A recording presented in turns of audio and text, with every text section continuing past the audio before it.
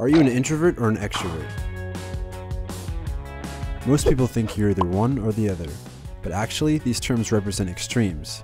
And instead of looking at these terms as labels, let's view it on a spectrum, where you can fall anywhere in between.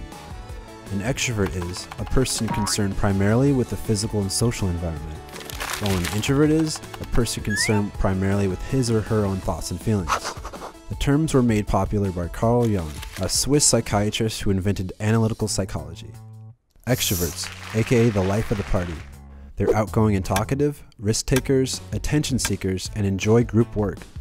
Psychologist Hans Eysenck expanded, saying extroverts get anxious when left alone and get energy from social interaction. Introverts, aka the charming wallflower, are reserved and solitary, take time with decisions, have fewer but closer friends, and focus on details.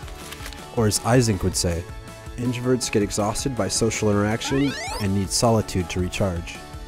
These terms may help us understand ourselves, but very few people fall clearly into these narrow stereotypes.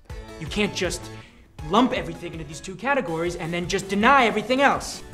You might be outgoing at work, but prefer to spend free time alone. Or you're incredibly focused at school, but prefer to live it up on the weekends. These terms also help us understand our brains.